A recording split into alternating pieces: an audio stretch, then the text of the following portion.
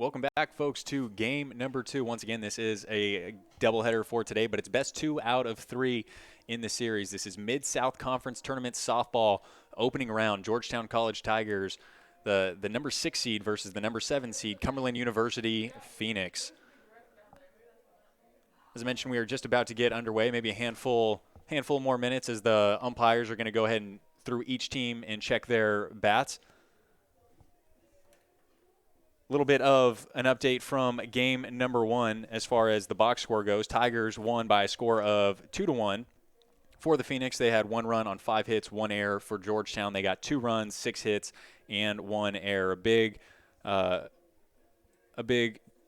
RBI double by Lindsey Mitchell scored the 2 runs for the Tigers in the bottom of the 3rd, and then a solo shot by the catcher Ashton Blair in the top of the 6th for the Phoenix gave them their 1 and only run of the ball game. But once again, Georgetown won that one by a score of 2-1. If we take a look around the conference, other opening round games for today, Lindsey Wilson and UPike. Lindsey Wilson, the number 2 seed, beat the University of Pikeville, and they actually played on Tuesday in games 1 and game number 2. So Lindsey Wilson, as expected, will be advancing to the Mid-South Conference tournament. We can take a look at Freed Hardeman versus Shawnee State University. Freed, the number 3 seed, leading Shawnee State, the 10 seed, 7-1, as they go to it's actually the final on that one. So Freed taking game 1 against Shawnee State University. The University of the Cumberlands, the 4 seed, facing off against number 9 Martin Methodist. Martin Methodist actually up in that one, 7-4 against the Patriots. And then Bethel beat Thomas More University. Bethel, the 5th seed, Thomas More, the 8th seed, 8-0 in 5 innings. They run-ruled Thomas More University. And then, of course, Georgetown, the 6th seed, won against Cumberland University, the 7th seed, just moments ago, 2-1. So we'll try and keep you updated on games, on the second games for each of those matchups, so we can kind of take a look at what the final scores of the opening round series would be after game number 1. It's the exact same lineups for both teams. For Cumberland University, leading off, the second baseman, number 2, Tyra Graham. Batting second, the center fielder, Taylor Woodring. The shortstop, batting third, number 6, Madison Woodruff. In the cleanup spot, the designated player, number 39, Mariah Clark. Batting fifth, the first baseman, number 22, Ashton Wiles. Behind the plate, the catcher, batting 6, number 30, Ashton Blair. The third baseman, batting 7th, number 14, Kenzie France. The left fielder, number 8, batting 8, is Lexi Riggle. The right fielder, batting 9, number 26, Dee Dee Dunn. And then the pitcher for the Phoenix is going to be number 24, Bella Soto. For Georgetown, the leadoff hitter is going to be the shortstop, Carly Oliver. She's number 10. Batting second is going to be the left fielder, batting second, number 2, Kristen Klemesh. The first baseman, number 12, Lindsey Mitchell, will be batting third. In the cleanup spot is the third baseman, number 00, Kaylin Barnett. The catcher for the Tigers, batting fifth, number 7, is Maddie Sims. The center fielder, batting sixth, number 20, Peyton Bazier. Annie Campbell is the designated player for Georgetown. She'll be batting 7th. Kylie West, number 4, is the right fielder. She'll be batting 8th. And in the 9-hole, the second baseman, number 13, Cassie Rannell. Sarah Claxon in the circle for the Tigers. She's number 32. We're just about to get underway here as there's a meeting between the two head coaches. Tigers looking to get this one started. I'm going to step away for just a moment. When we come back, start of game number 2 for this Mid-South Conference matchup. Opening round series, softball. Georgetown College versus Cumberland University Phoenix here on Stretch.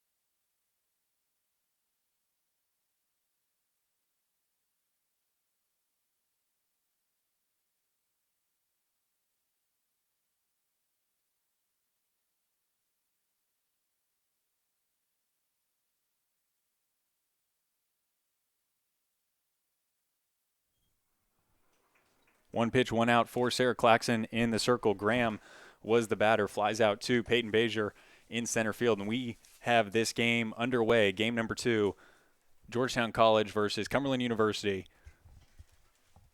in this Mid-South Conference softball matchup. Now stepping into the plate is going to be Woodring, the center fielder for the Phoenix. The first pitch chopped over to Carly Oliver at shortstop. She'll throw it across the diamond. 2 pitches, 2 outs for Sarah Claxon in the circle. The Cumberland University hitters not wasting any time in this matchup, really trying to find ways on any way they can. Now batting the shortstop, number 6, Woodruff. That'll bring up Woodruff now to the plate for the Phoenix. Another pitch right there. Kaylin Barnett throws it across the diamond, and that'll do it for the Phoenix. 1, 2, 3. It seems like as many pitches, the Tigers, the Phoenix go 3 up, 3 down. Due up for the Tigers as we go into the bottom of the first. Oliver, Klemish, and Mitchell, the 1, 2, 3 hitters, looking to get things started for the Tigers. Once again, folks, want to thank you all for tuning in and watching today's matchup. We also do have baseball over at Robert N. Wilson Field to be broadcasted starting at 6 p.m. And as always, we're going to try and keep you up to date with the other scores going on from today. We're going to step away for just a moment. When we come back, Tigers looking to strike first here at Tiger Softball Complex. We'll be back momentarily.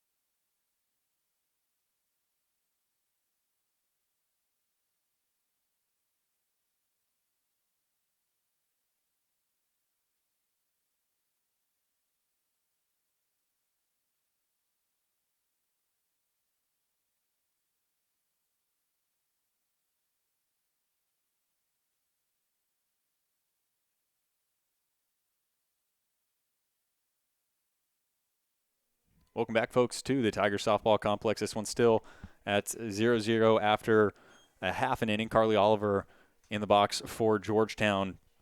Leading it off in the circle is going to be Bella Soto for the Phoenix. She's coming in this one with a 5.15 ERA. This is her 19th start of the year. She's given up 63 runs on 106 hits so far this year in 70 2/3 innings pitched. Second most innings pitched for the Phoenix behind Clark. Clark started game number 1, went 4 innings before Emily Cooper backed her for the final 3.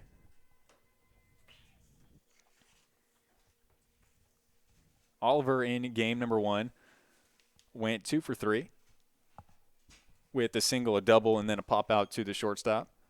So she's swinging a hot stick so far for today.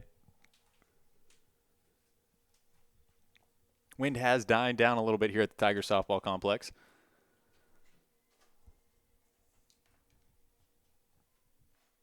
Once again, for both teams, the lineup's exactly the same. So these two teams looking to battle it out once again. That one by Soto just missing away. Count now full, 3 balls and 2 strikes.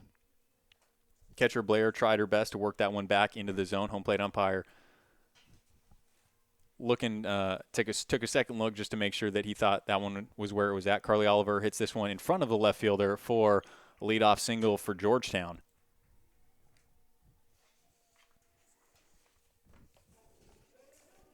Another single for the Tigers to lead off the game, coming off the bat of Oliver. That'll bring up Klemish now to the plate.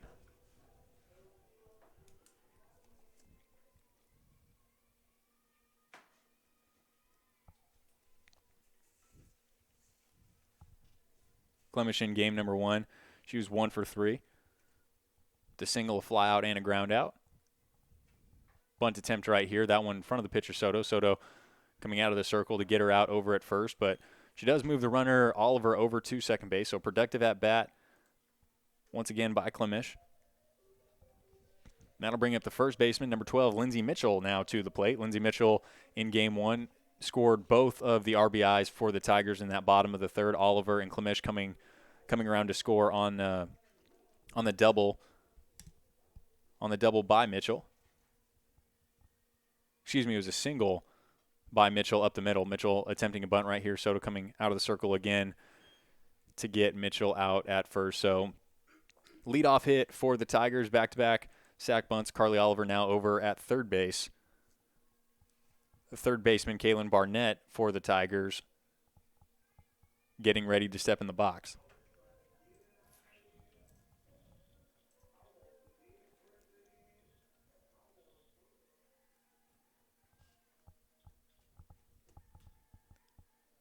The 0-0 pitch.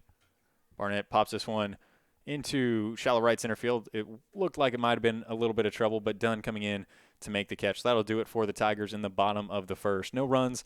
They do get one hit, leadoff hit. Unable to come around to score, so that'll do it. Quick inning for both teams. We go to the top of the second inning, due up for the Phoenix. The 4, 5, 6 hitters, Clark, Wiles, and Blair, to step to the plate. We're going to step away for just a moment.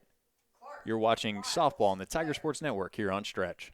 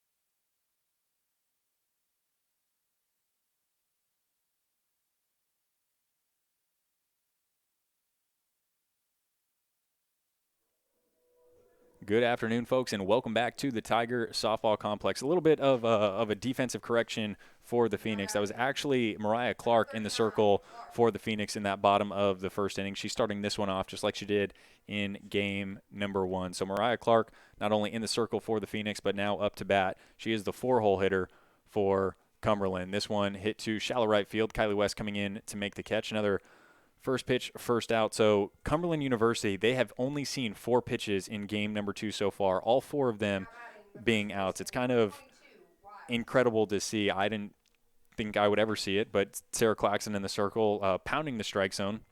Nevertheless, to give a pitcher a 3-pitch inning in game number 1, and then both batters in the second inning getting out on the first strike. I've literally never seen this before, to where 5 batters in a row come up and swing at the first pitches. So 5 pitches, 5 outs for Sarah Claxton in the circle. An incredible feat so far, but I'm sure the defense appreciates it for the Tigers. Now up is the catcher, Blair. Wisely takes a strike. And if you're at the plate right now for Blair, you're probably taking another pitch too, because to give Claxton a 7 pitches through 2 innings is just completely unreasonable. And there you see her take again. Granted, that one was a ball low and away, but the count now 1-1 to Blair at the plate. Blair, of course, having that solo home run in the top of the 6th inning to give the Phoenix their only run of the ball game. Claxon catches the corner right there for strike number 2. So Blair at the plate, needing to battle right now with a 1-2 count. Claxon for Georgetown coming into this one with a 5.14 ERA. This is her 20th start of the year.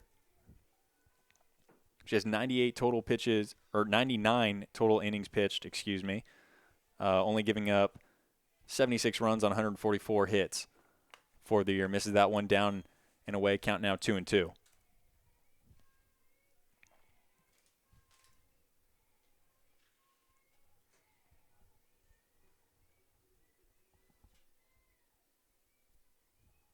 Outside that home run, Blair pretty quiet in game number 1, 1 for 3.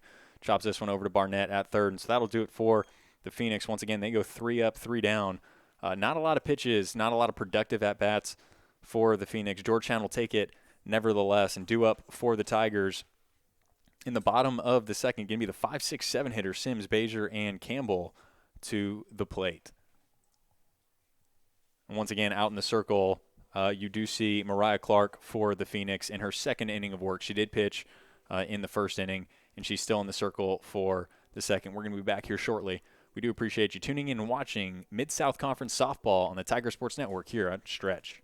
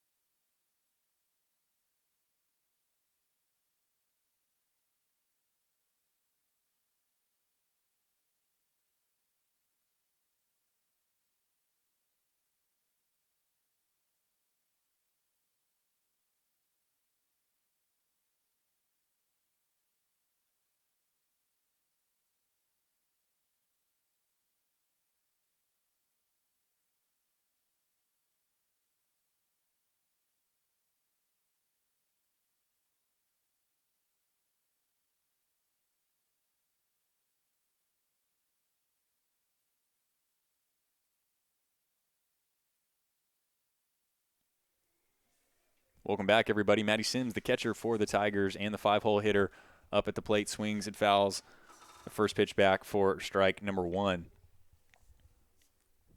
Maddie Sims, game number 1, had some tough ABs. Popped out twice to the infield and then hit a ground ball to the shortstop. That one gets by the catcher Blair, but saw Coach Thornton and Coach Edwards talking to Sims in between games as Sims was inside the cage, getting her swing right and getting it back to normal. As of course Sims, one of the stronger hitters in the Tiger lineup.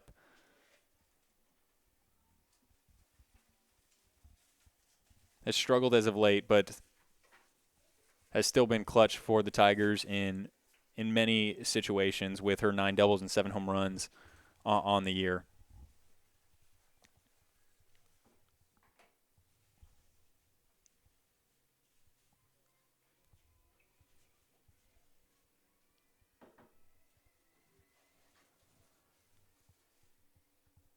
The 1-2 pitch by Clark, that one does miss up. So count is 2 balls and 2 strikes to Sims at the plate. It's always nice to see a lot of the support out here today. A lot of the girls on the Georgetown team have family, and a lot of them are from Kentucky that always come out and support, along with our football team, as you can see in left center and a little bit in right center as well, coming out to support all these young women as they play. Once again, this is the Mid-South Conference Tournament opening round series matchup, and it's kind of unusual in that this is a best 2 out of 3. Sims chops this one to the second baseman. Second baseman, a little bit of a low throw right there by Graham, but Wiles able to get it before it hits the dirt, and they get the first out of the inning.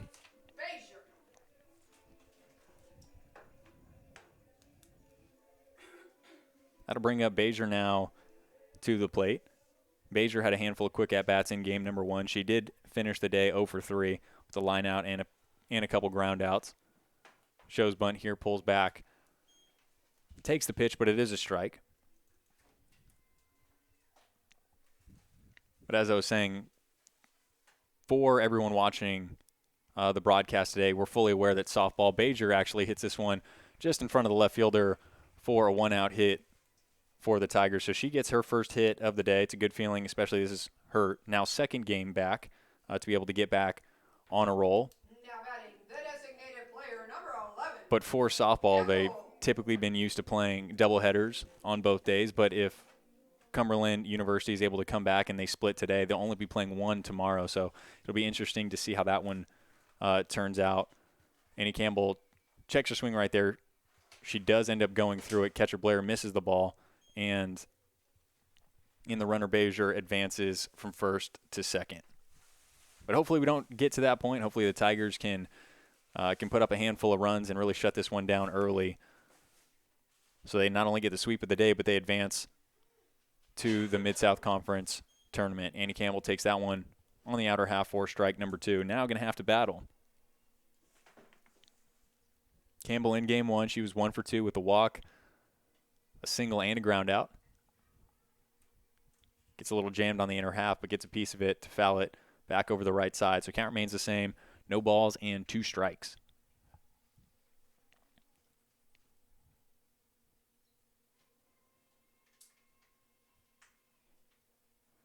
The 0-2 pitch. Annie Campbell found this one straight back in the netting.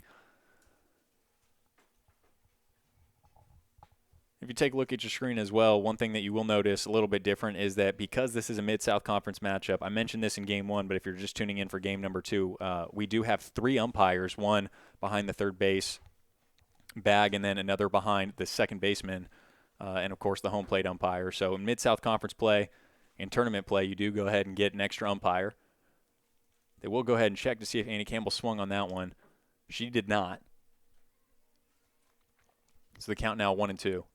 It's always interesting whenever home plate umpires check with their partners who are behind the bases to see whether or not the batter swung, Now batting, the right fielder, even though they number 4. really don't have the angle for it. But anyways, Annie Campbell does end up striking out right there for the second out of the inning. Clark with her first strikeout of the game. West now in the batter's box, fouls that one down the third base line.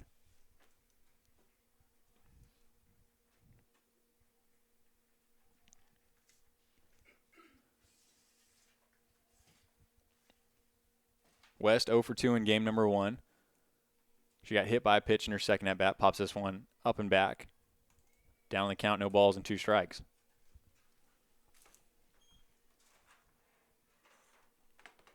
For Clark, she's been extremely aggressive towards the zone. She has 24 total pitches, 18 strikes, only 6 balls. Similar story in game number 1, where she was just feeding fastballs to the Tiger hitters and really pounding the strike zone, throwing a lot of strikes. Now, that being said, the Tiger hitters put together quality at-bats, fouling off a handful of pitches in multiple different at-bats, really making Clark work. And as I mentioned, Clark was out after 4 innings in game number 1, giving up the two earned runs. West hits this one over to third. Bajer trying to go ahead and take third on that one. Does end up getting there safely. France, the third baseman, will be charged with the error. And that was a close play for Bajer, an extremely aggressive play for her, but I guess you really don't expect the fielder to have the ball go underneath your glove right at the bag. But the Tigers will take it nevertheless. They do have runners now on the corners with 2 outs here in the bottom of the second inning. Reynolds, the second baseman for the Tigers, and the 9-hole hitter in the box. West at first will go ahead and take a trot down to second. So Tigers now have runners at second and third. Was a strike called at the plate. So the count is no balls in, 1 strike. Reynolds pops this one up. It looks like it will stay in fair territory, and it does as Blair comes across to make the catch. So that'll do it for the Tigers. No runs. No runs off of one hit. And as we go to the top of the third inning, this one's still tied at 0-0. Due up for the Phoenix, the 7, 8, 9 hitters, France, Riggle, and Dunn, to step to the plate.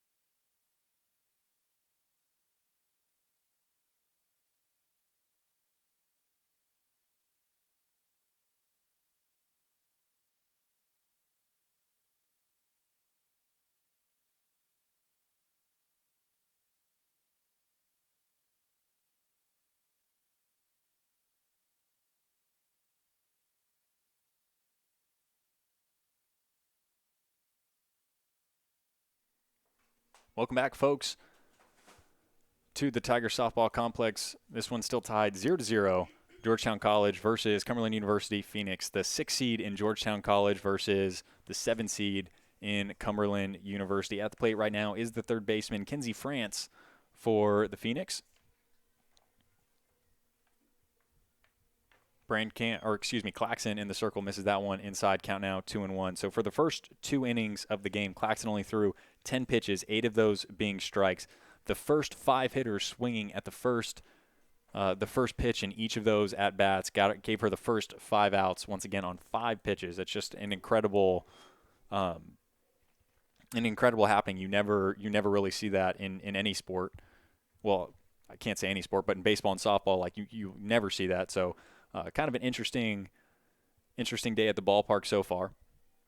But the count is 2-2, 2 balls, 2 strikes to France. She pops this one up, and it will go out of play.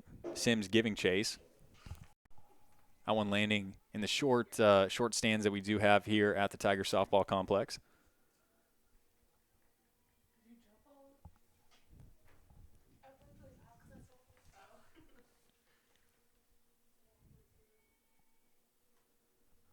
Two-two pitch. That one hit hard up the middle, just clearing Claxon's head, unable to get to it. This is a wild throw from Bezier. France will go ahead and try and take second, and she slides in, and she will on that throwing error by Bezier. Rannells, the second baseman and the fielder, to try and receive that throw, didn't keep it in front of her, and as a result, the Phoenix now have their leadoff hitter at second base.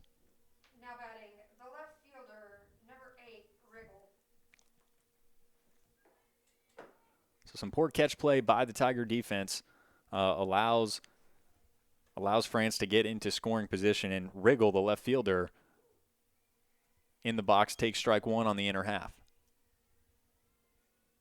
Riggle 1 for 2 in game 1. She had a single and a walk. She reached base all 3 times, as in her first at-bat she reached base on the fielder's choice.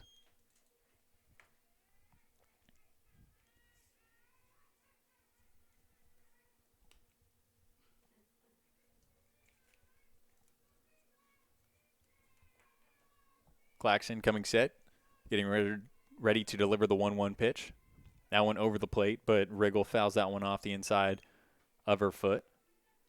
Again, once it hits the dirt, it makes it a lot easier to receive it off your body after it loses a lot of the speed that it has coming off your bat. The count is 1 ball, 2 strikes.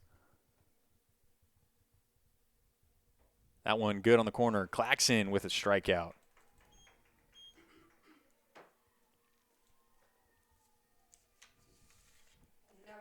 For Claxon, that's her 37th strikeout of the year. It's the first of the game. The right fielder, Dee Dunn, now in the box for the Phoenix. Takes that one right down the middle for strike number 1. Now we're starting to see the Phoenix and the bottom half of their lineup really starting to take a handful of more pitches. Once again, through 2 innings, Claxon only threw 10 pitches. So Phoenix are starting to be a little bit more selective about what they choose. That one down in the dirt. Sims doing a good job to keep it in front of her.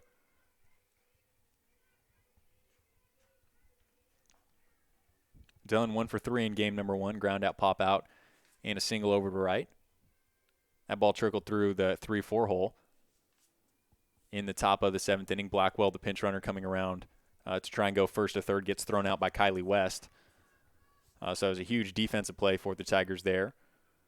Again, that was in the top of the 7th, game 1.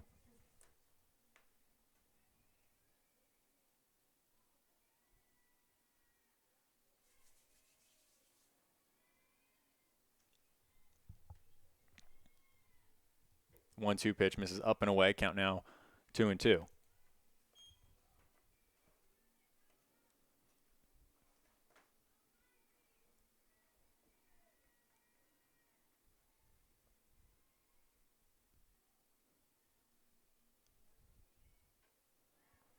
Dunn once again fouls this one back, so the count remains the same. A quality at bat by Dunn in the box.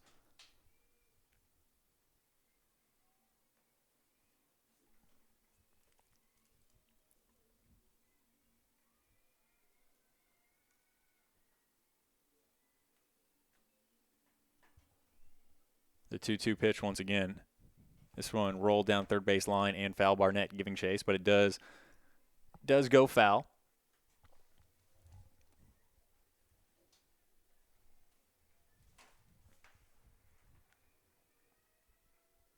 Six total pitches in the at-bat so far by Dunn. Claxon getting ready to deliver the 7th. And she does. That one high, but Dunn ends up swinging. Carly Oliver and Klemesh giving chase. Klemesh trying to make a diving play, unable to come up with it. So the ball does end up going foul. Tough play for both of the fielders, Oliver and Klemesh. Wondering a little bit why Barnett didn't give chase towards that ball, as she was the closest fielder there. May have had an opportunity to make the catch. In that situation, if all 3 fielders on the left side do end up clearing, Claxon can always go over and cover third base. So I'm not sure if Barnett thought she needed to stay on the bag to cover it, but nevertheless, we are still back at the plate with the 2-2 count. But that one, a little bit too inside for Claxon, ends up hitting Dunn. Now the Phoenix have runners at first and second base here with 1 out in the top of the 3rd. The second baseman, number 2, Graham. It was a quality at-bat by Dunn. 8-pitch at-bat by her. Comes out with it with a hit by pitch. For Claxon, that was only her 4th hit batsman of the year. Sim's going to have a little conversation out with her right now.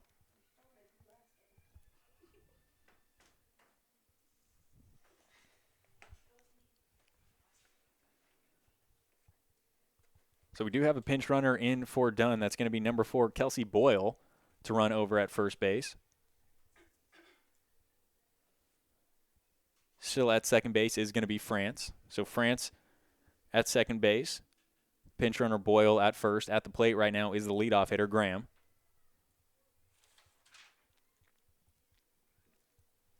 Running at first, number 4, Kelsey Boyle.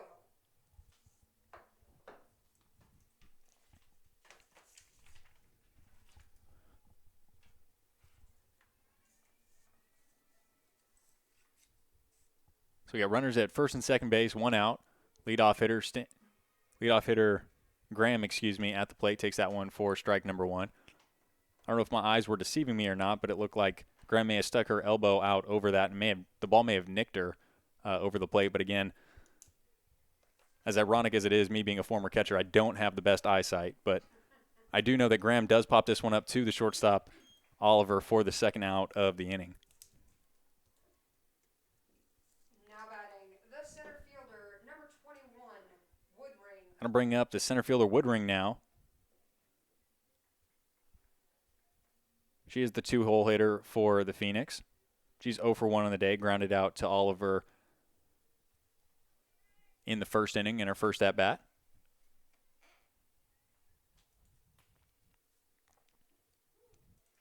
Claxon catching the corner for strike number 1.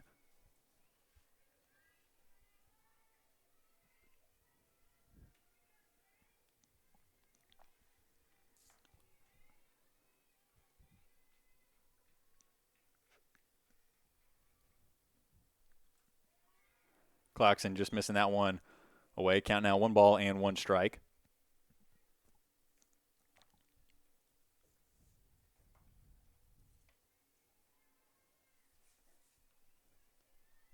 As I mentioned before, you can tell these Phoenix hitters starting to be a little bit more patient at the plate, taking a handful more pitches, but Woodring pops this one up to Rannells, the second baseman, and that'll be the third and final out for the Phoenix here in the top of the third. They do strand 2 runners. They get no runs. They did have 1 hit in the inning, but as we go to the bottom of the third, due up for the Tigers, going to be the leadoff hitters, 1, 2, and 3 for the Tigers, Oliver, Klimisch, and Mitchell to step to the plate. We're going to step away for just a moment. When we return, Tiger hitters looking to strike first in the bottom of the third. We'll be back here shortly.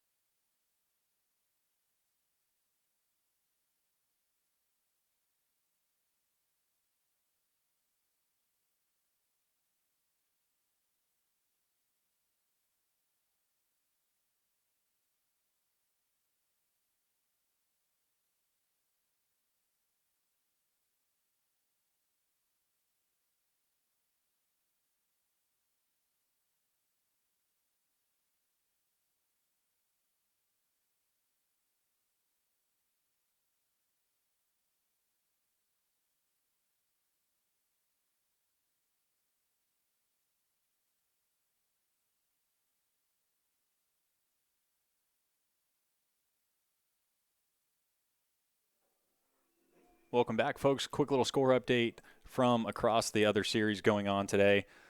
Freed Hardeman did beat Shawnee State University in game number 1 by a score of 7-1. Cumberland's University actually lost to Martin Methodist by a score of 6-8. A little bit of an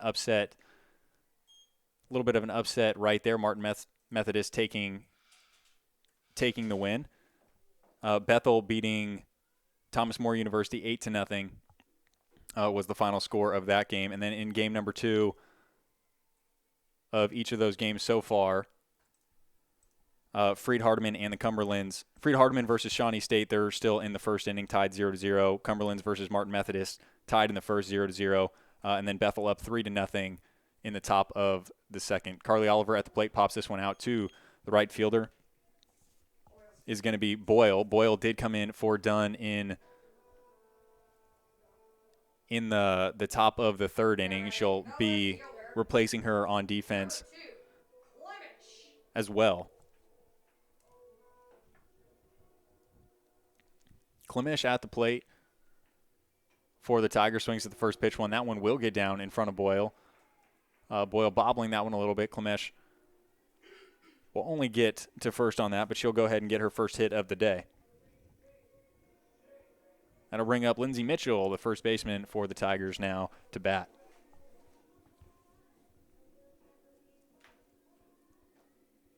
Now batting, the first baseman, Mitchell.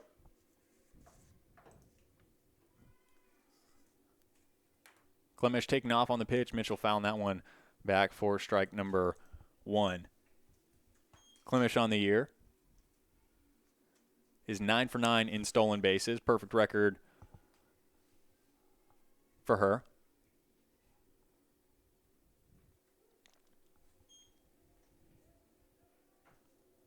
Clark, the pitcher, catching the corner, the outside corner for strike number 2.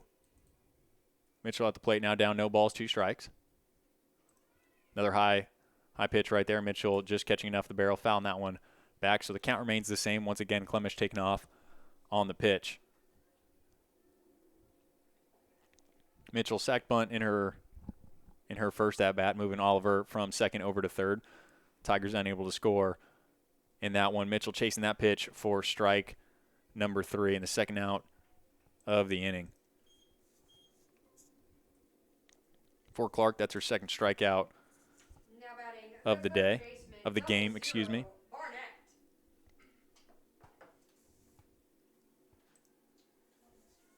Barnett, the catcher, or excuse me, the third baseman, now in the box. Clemish taking off on the pitch.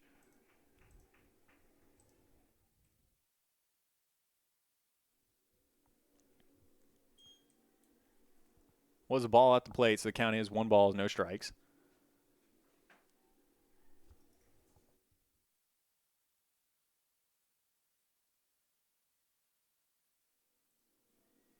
A little bit of a correction right there, so it was actually a strike called at the plate. So the count now 0 balls and 2 strikes.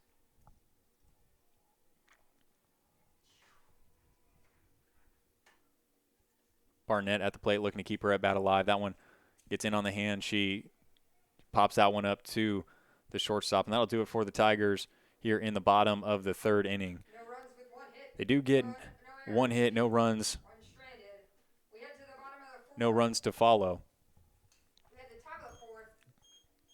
Due up for the Phoenix in the top of the 4th inning is going to be the 3-4-5 hitters, Woodruff, Clark, and Wiles, to step to the plate.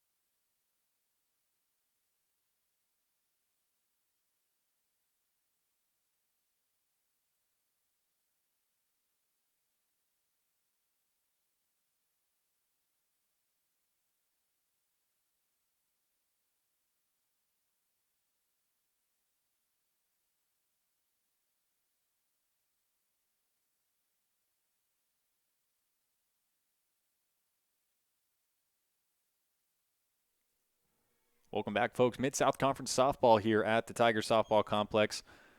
Georgetown College and Cumberland University tied 0-0. The 3-hitter up for the Phoenix, Woodruff. Claxon in the circle for Georgetown. That one popped into shallow left field. Clemish coming on to make the catch for out number 1.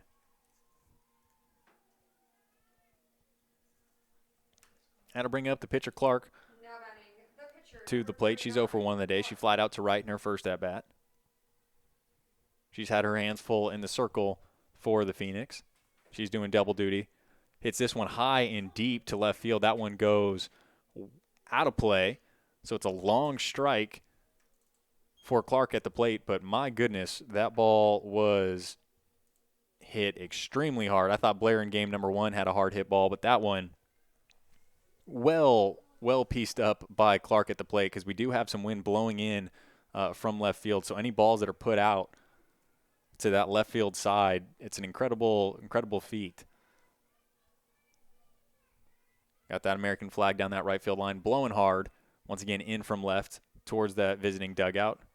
Pitch on the outer half. Clark hits off the end of the bat into shallow center field. Bazier coming in to make the catch for out number 2.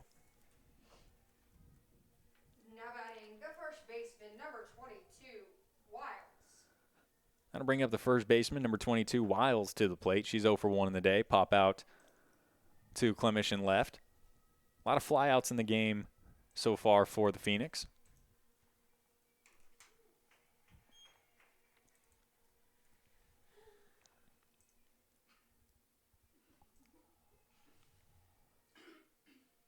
7 of the 11 outs so far have come from flyouts. Make that 8 if Kylie West coming on to make the catch. And that is 8 of their 12 outs coming from flyouts. So Claxon in the circle, she's done an excellent job so far. She goes 3. She gets the Phoenix hitters going 3 up, 3 down, all flyouts in the top of the 4th inning. So another quick inning for Claxon in the circle. Due up for the Tigers in the bottom of the 4th. The 5, 6, 7 hitters, Sims, Bazier, and Campbell. Due up for the Tigers, Sims, Bazier, Campbell.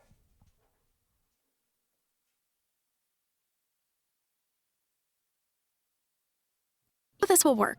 You'll watch this commercial, then look up Georgetown College. No, not that one. A Christian college in Kentucky. You'll be impressed with the school and your scholarship. You'll watch GC win yet another national championship with lifelong friends. You'll attend Oxford University. You'll take a class with that professor who blows your mind. You'll find your major and your career. You'll get internships and graduate, and your Georgetown degree will get you that first job or into grad school. You'll remember this as the moment that shaped your life. You're welcome. Think different. Think GC. Apply now at georgetowncollege.edu.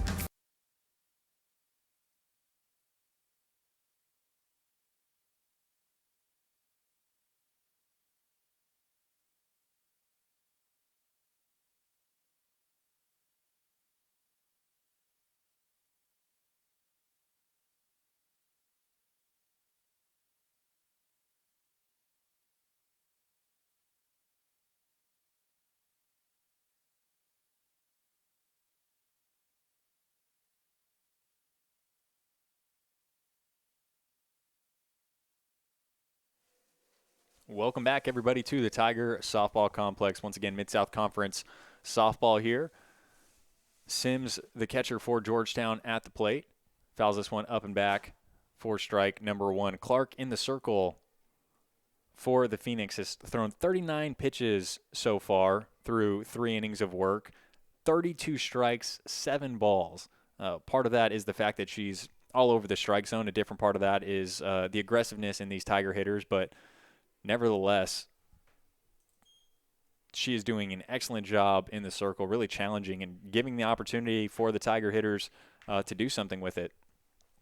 Tigers do have 3 hits so far in the game, each of those scattered throughout the 3 innings that we played so far, 1 in each of them. Sims hits this one high and foul and out of play. So count remains the same, no balls and 2 strikes. Sims 0 for 1 in the day, grounded out to the second baseman in her first at-bat.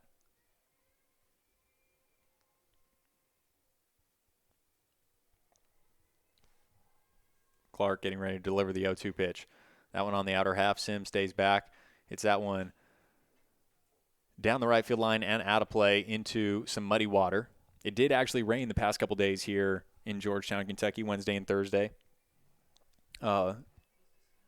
Wednesday a little bit worse than Thursday, but nevertheless, it's been the field condition is absolutely incredible, and it's such a great day to play. Not a cloud in the sky. Maddie Sims found another one back. Count remains the same again. No balls, 2 strikes.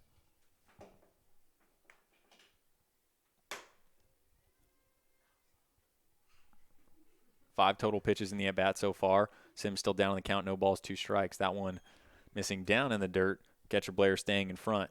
Count now 1-2.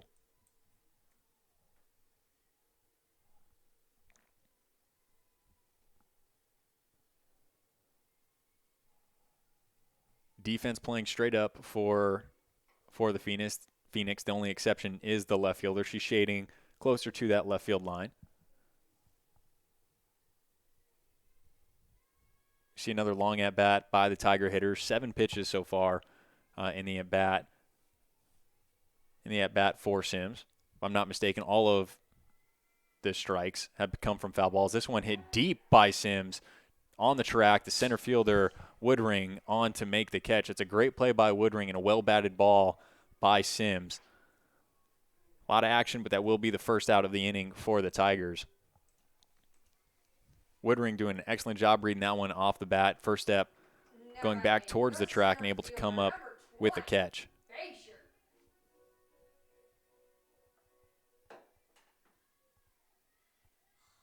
Bazier now in the box for Georgetown. Takes that one down in the dirt for ball one.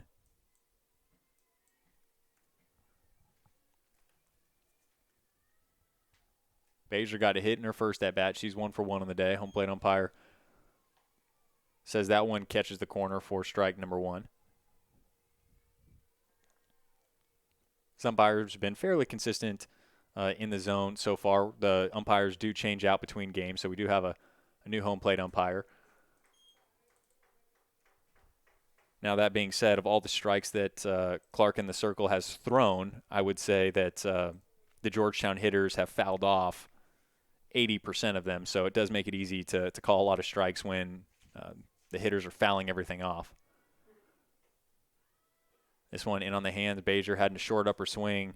Pops this one to Clark, the pitcher, for the second out. Now batting the designated player, number 11, Campbell.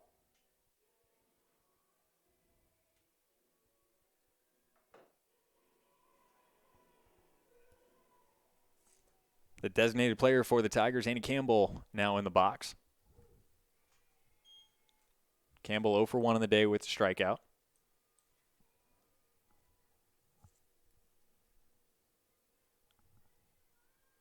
The 0-1 pitch. That one does miss up. Count now 1-1.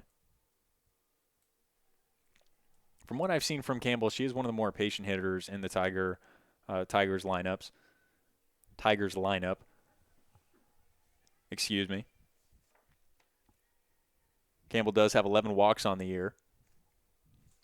Second most on the team.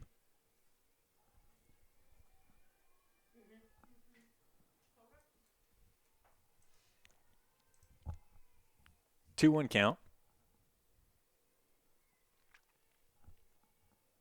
And the pitch. That one inside, nearly clipping Campbell. Count now 3-1. First 3-1 count of the game for Clark.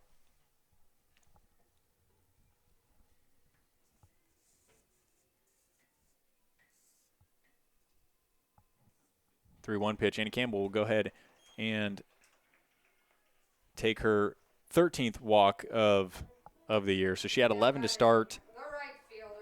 She had 11 walks to start the day. She had a walk in game number one and another walk here. So 13 total walks on the year for Campbell. As I mentioned, she is one of the more patient hitters, and there you see the product of that, getting her walk.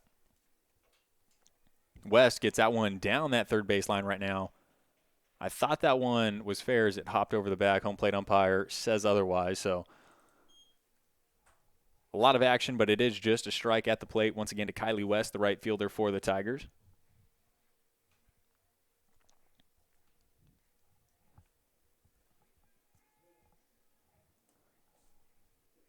One pitch, that one missing up and away. West trying to give chase. West is a slap hitter with a lot of speed coming out that left side of the batter's box. It's completely understandable why.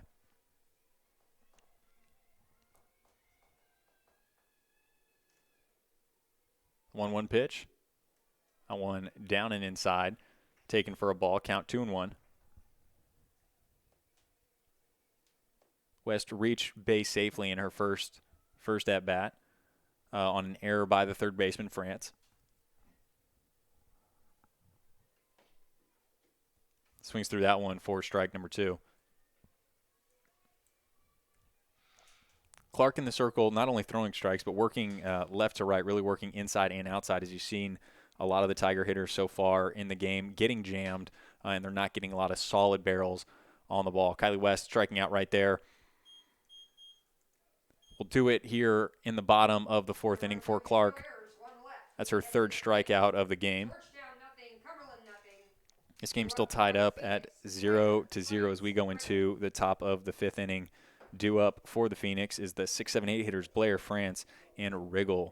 Claxton still in the circle for Georgetown, looking to shut down the Phoenix hitters once again. We're going to return here shortly in the top of the fifth inning. You're watching Mid-South Conference Softball on the Tiger Sports Network here on Stretch.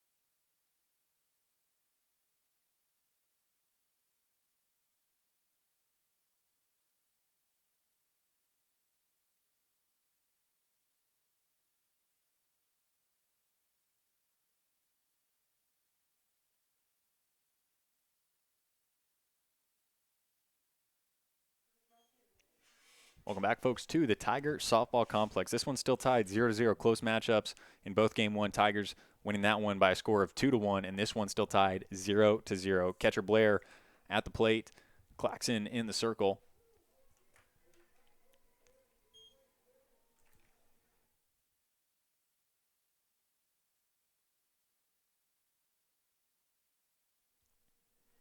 We have a 1-1 count at the plate. Blair 0 for 1 on the day, grounded out to third, hits that one through the 5-6 hole for her first hit. And the Phoenix now have the leadoff hitter on here in the top of the fifth. Now batting the third baseman, number 14. Just the second hit of the game for the Phoenix. The other one coming courtesy of this woman stepping up at the plate right now. That's the third baseman, Kenzie France. She singled to left as well in her first at-bat. Ball bunted straight back into the glove of Sims right there for the first strike.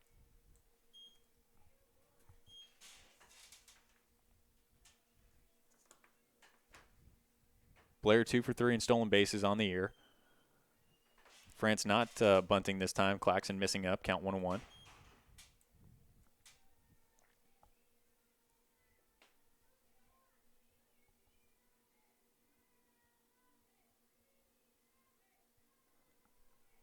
The 1-1 pitch.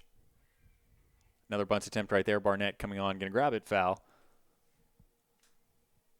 She would not have a chance to make that play, even if she did grab it in fair territory.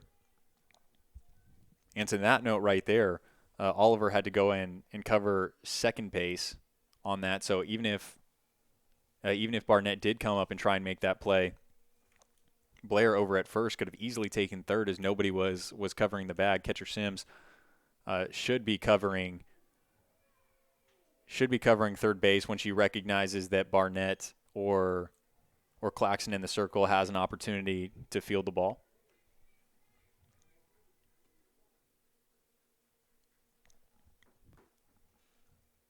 Two pitch fouled up and back over the press box, out of play. Count remains the same, 2 balls and 2 strikes.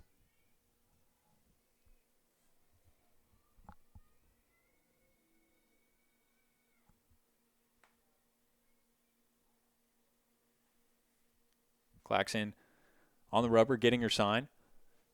Delivers a 2-2 pitch. That one inside, popped up to shallow left field. Klimisch coming on, but Carly Oliver making the catch behind that shortstop cut.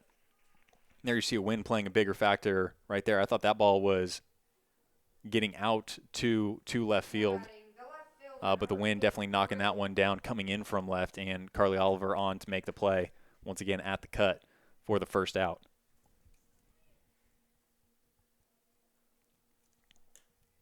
Lexi Riggle, the left fielder, now in the box. She's 0 for 1 on the day, struck out in her first at-bat. Takes that pitch inside and low for ball number 1.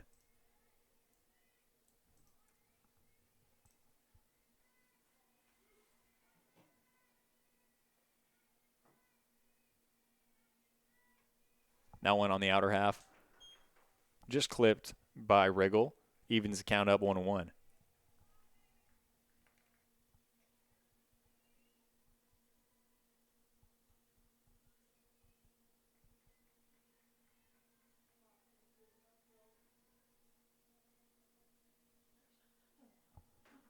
One pitch. That one down the middle. It is hit to shallow left field. Once again, Carly Oliver not able to make the catch right there. Overthrow by Klimisch. Hits the home first base umpire, Both runners advance. A little bit of a carnival here. Hopefully Carly Oliver over in shallow left field is okay. You see her shaking out her wrist as she tried to lay out to make that play. It actually looked like she may have caught the front of her foot. And she ended up tripping over it. There you see her holding that left wrist of hers. Hopefully she's okay. That'll be the second time today where she's kind of battled some injury. The first time when she was sliding into second base, catcher Blair for the Phoenix with a wide throw, and Oliver ended up sliding into the shortstop Woodruff as she was going into second base. But you can tell Oliver right now she is in a lot of a lot of pain trying to shake this one off, and team defense trying to give her some time. Home plate umpire looks like he's about to break it up, but Oliver going to need to put some ice on that, and honestly the rest of her body for the remainder or after this game.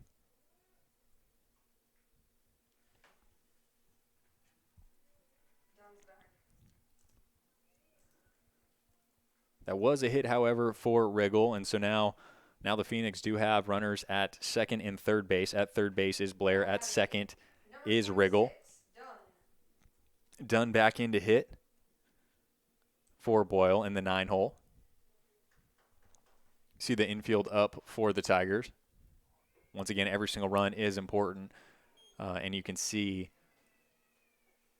the defensive changes.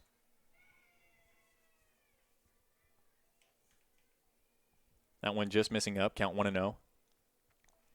Looks good from up here, but it is hard to tell up and down. That one down and in. Count now 2-0.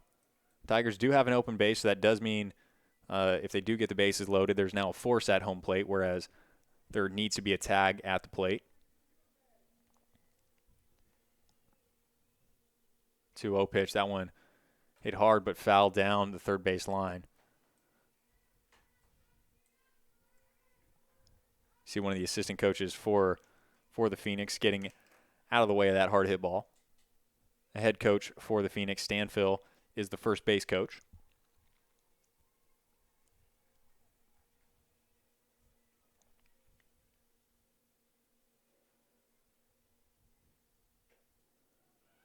Dunn hits that one to left field, so the Phoenix will get the first run of the ball game, and they now have runners at the corners.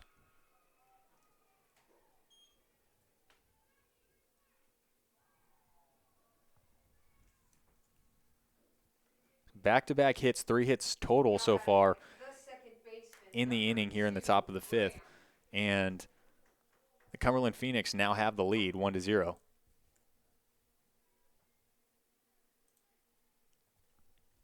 The leadoff hitter now, Graham, in the box. She's 0 for 2 on the day, fly out and a pop out. Shows bunt here.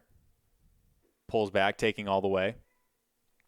Sims throwing down to third, but the runner Dunn will advance to second base.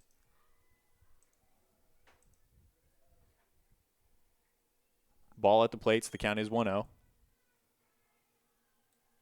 Graham taking all the way in that first pitch. Decides to swing here. That one down and down that left field line does end up going foul.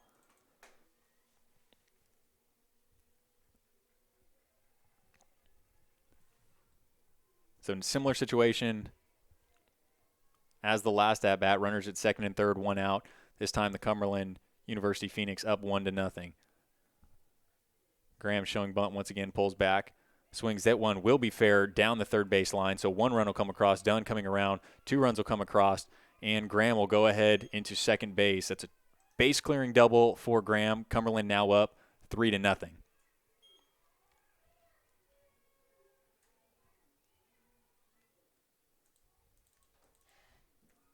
batting the center fielder, number 21, Woodring. That's 3 hits in a row for the Phoenix right there, and that's a 2 RBI double for the leadoff hitter, Graham. Another hit right there through the 3-4 hole. Kylie West coming up, trying to make a play at first base. Woodring, the batter, will be safe at first base, and Graham will go ahead and advance to third. Runners on the corners once again for Cumberland. Coach Thornton going to call time and have a conversation out with Claxon. And there you see that aggressiveness from the Phoenix paying off in this situation now that they've gotten a groove and they've developed some momentum on their side. Swinging first pitch isn't the worst thing that you can do as you're catching the defense continuously off guard. Constantly making them move and have to make plays. Eventually their feet get tired. And so the Phoenix really taking advantage of this one so far. Claxon still going to stay out there. Nobody warming up down in the bullpen for the Tigers.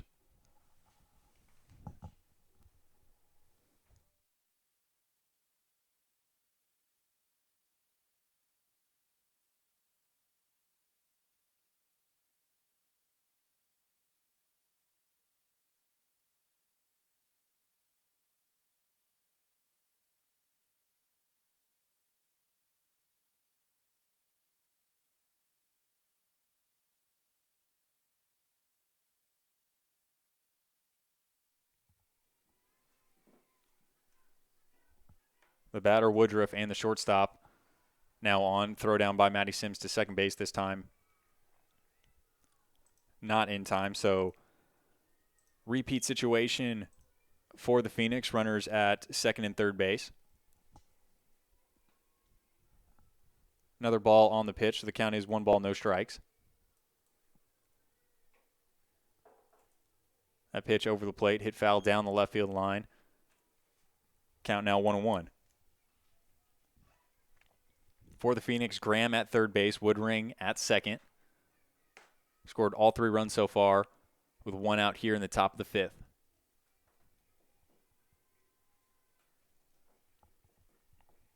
Woodruff 0 for 2 on the day, ground out and a fly out. Claxon missing that one down and in. Count 2-1.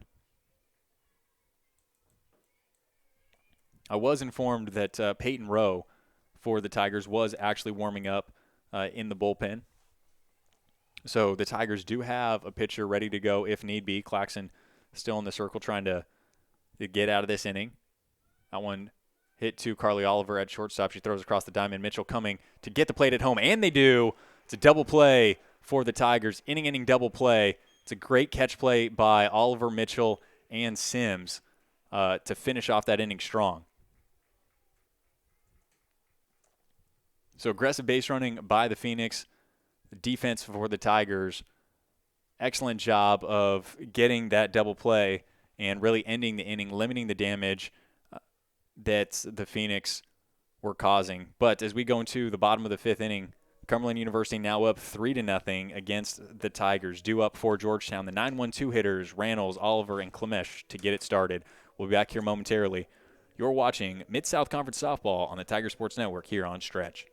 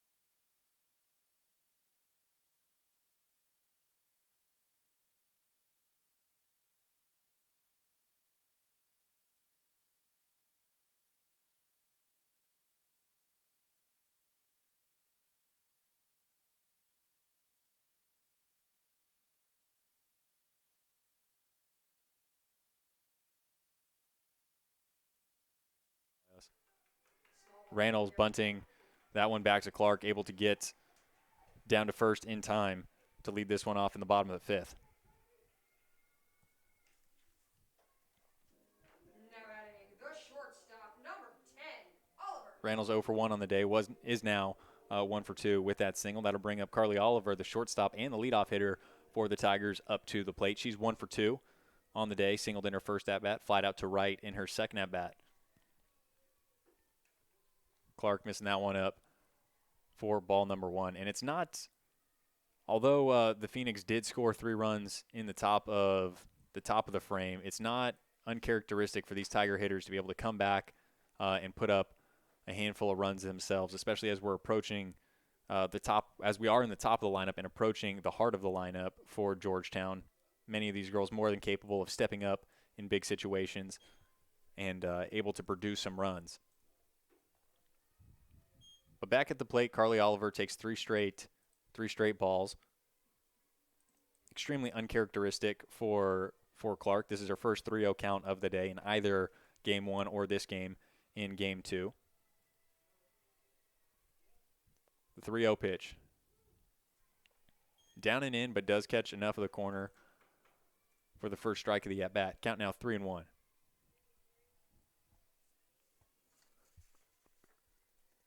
Randalls over at first, 6 for 8 in stolen bases on the year. Carly Oliver pops this one. This will get down the right field line and end up dropping foul. Thought that might have had a chance to drop in fair territory, but it does go away.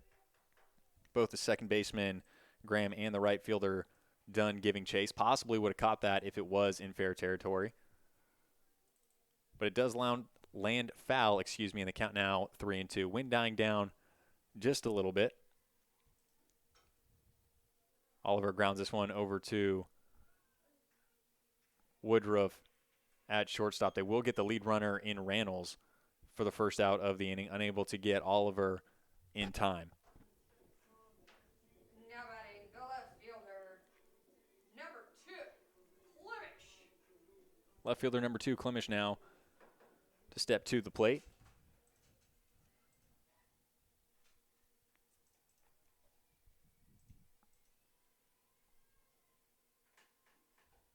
One-two pitch. Klimisch grounds this one over to the first baseman. Carly Oliver will move over to second base, but that will be the second out of the inning for Georgetown. Lindsey Mitchell, the 3-hole hitter, up to bat. Batting the first baseman, number 12, Mitchell.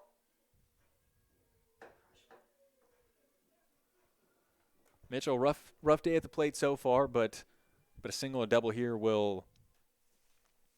can help break her out of it.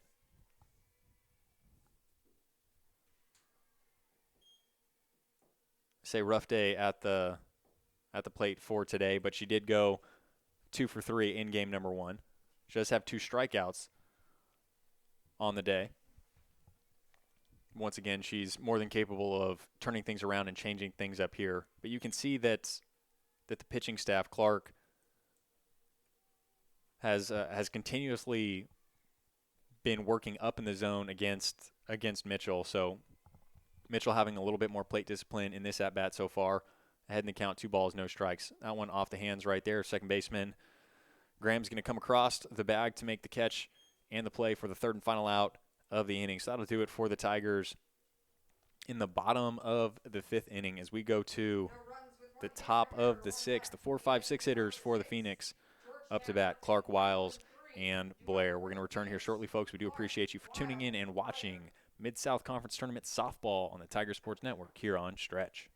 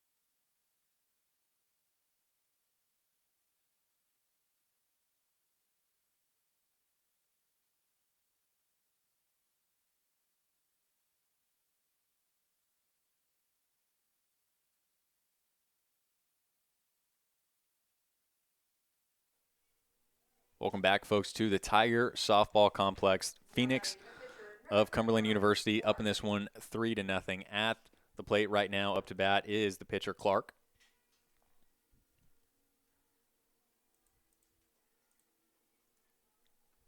Clark doing an excellent job in the circle so far, limiting the Tigers to just 4 hits, scattered hits, through the 5 innings played so far. Only 1 hit in each of those innings, really stopping the back-to-back hits. Fouls this one off the netting. She's now down in an 0-2 count. For the Phoenix, of their 6 total hits of the game so far, they had 5 of those coming in the top of the 5th inning. They scored 3 runs on those 5 hits. 4 hits in a row for the Phoenix, and stringing together hits like that will definitely keep you in a lot of ball games, and that's what they've done so far. After remaining quiet, I mean, they only had 1 hit through 4 innings up until that point, and Claxton was doing an excellent job.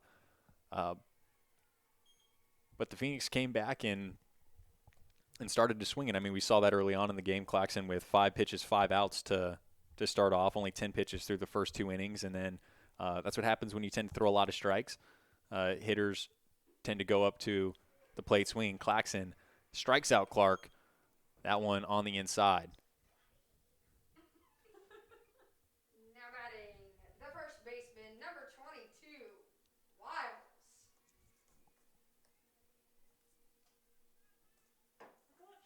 For Claxon, it's just her second strikeout of the game. Wiles, the first baseman, now in the box.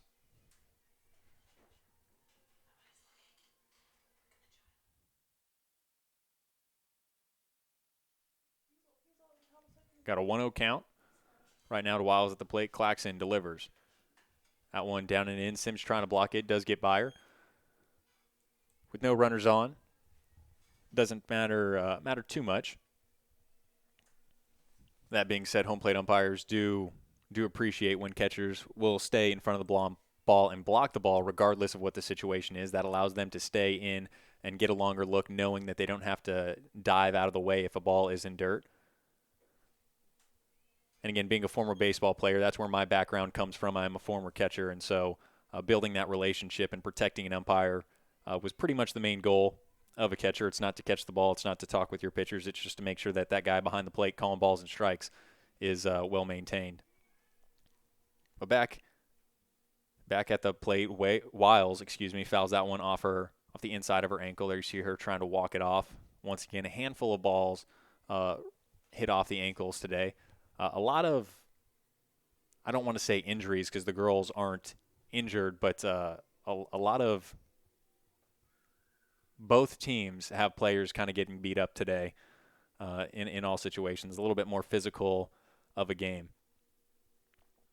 Wiles looks like she is okay. She struts back to the batter's box. She does have a 3-1 count on her.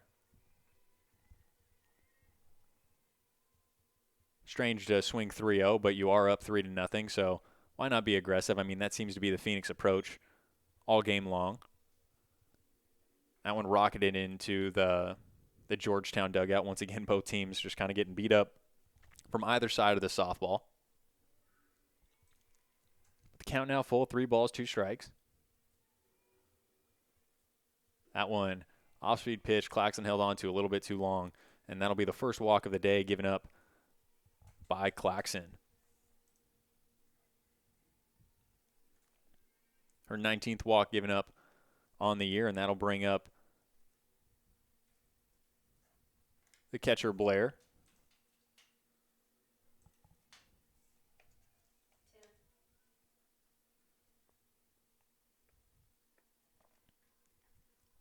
There is a pinch runner over for Wiles. That is going to be number 10, McKinley Bendikowski. Now running at first, number 10, McKinley Bendikowski.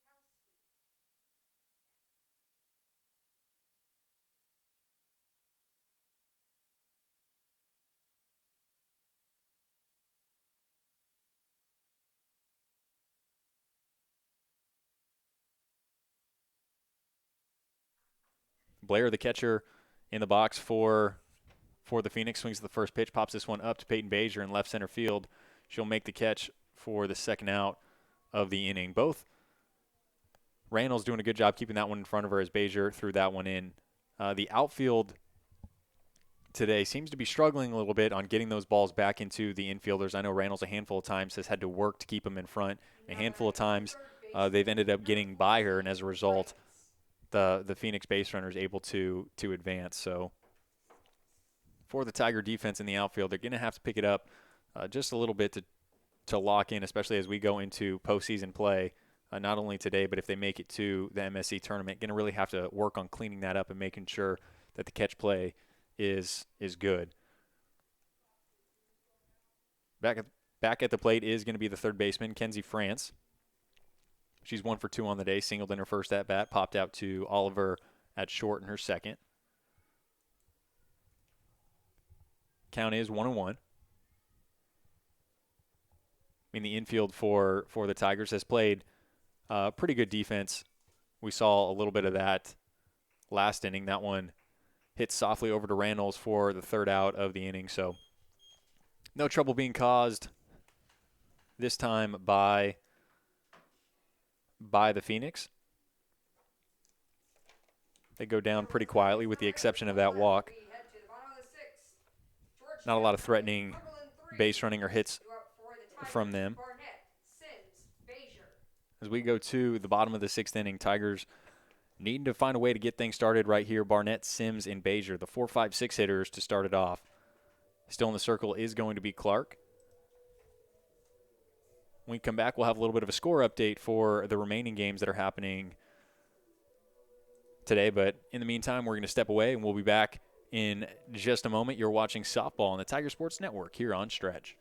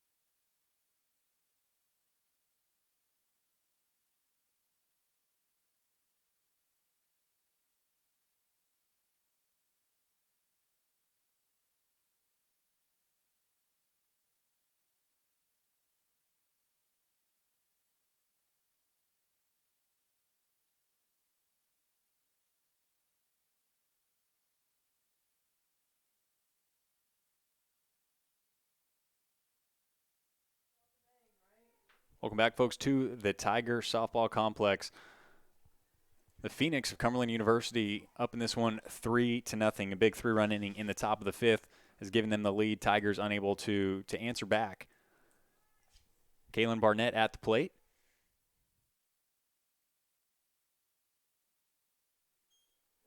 The 1-0 pitch. Barnett rips that one foul down the third base line and out of play. The count now 1-1. I talked about a little bit of score update going on around these opening series games. I already mentioned that Lindsey Wilson has advanced to the finals. They played U-Pike on Tuesday, so Lindsey Wilson is in it. Freed Hardeman versus Shawnee State University. They're in the third inning. Freed Hardeman up 4-0 over Shawnee State. Cumberland's University of the Cumberlands and Martin Methodist College, they are tied 0-0 into the third. And then Bethel University beat Thomas More 5-0. Barnett lifts that one to left field. Catch is made for the first out of the inning. That'll bring up the catcher, Maddie Sims, now to the plate. She's 0 for 2, ground out and a fly out. But as it sits right now, so far, the two teams that have advanced, with the exception of Campbellsville, who got an automatic bid into the tournament, are going to be Lindsey Wilson and Bethel University. They have sealed their fate, and they get to go ahead and advance into the tournament. Freed Hardeman, if the score remains the same, they'll go on and advance today. Cumberland's Patriots, that'll be the biggest upset of the day so far, with the Patriots being the 4 seed, Martin Methodist College being the 9 seed. Sims at the plate takes that one up, count 1-1.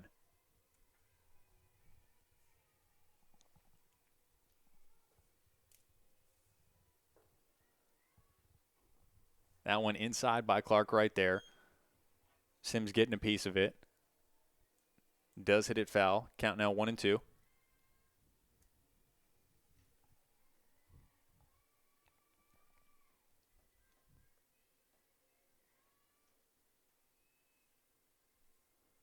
Sims showing bunt here. Will pull back for the 1-2 pitch. Again, that one well inside right there. Sims getting her hands around it. Hits it up and out of play down the third base side.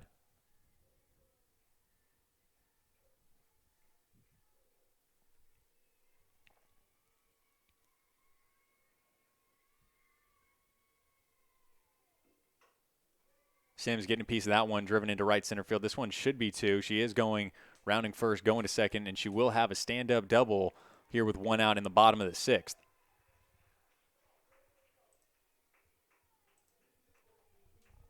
It's a good piece of hitting by Sims right there. She sees a pitch up over the outer part of the plate, stays with it, drives it to the right center gap.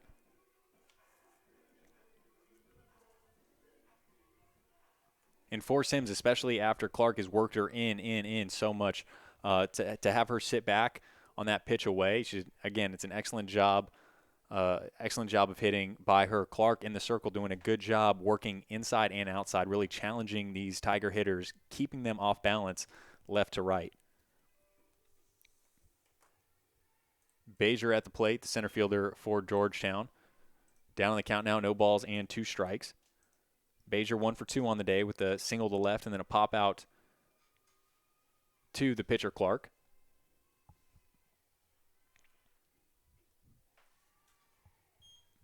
Pitch missing up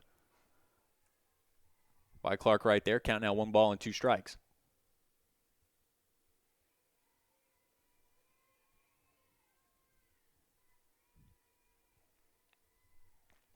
The 1-2 pitch.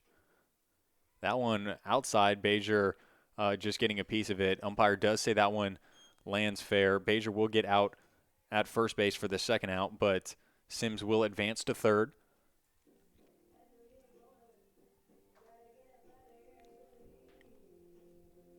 Now batting the designated player, number 11, Campbell. Catcher Blair doing an excellent job not being an umpire in that situation. She could have easily just said it was foul herself and not tried to make a play, but she pounced quickly out of her stance and made a good strong throw over to first base to retire Bajer. In the box now is Annie Campbell. She's 0 for 1 on the day, strikeout, but a good at-bat in her second at-bat as she worked a walk. Down on the count now, no balls and 2 strikes.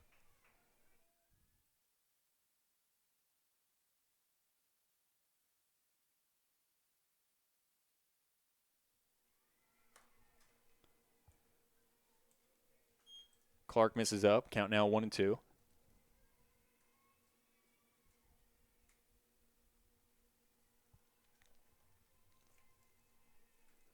The 1-2 pitch. Gets Campbell swinging. Catcher Blair does drop it. She does tag Campbell out to complete the strikeout right there. So that'll do it for the Tigers in the bottom of the 6th inning. For Clark in the circle, that's her 3rd strikeout against the Tiger hitter so far in this game.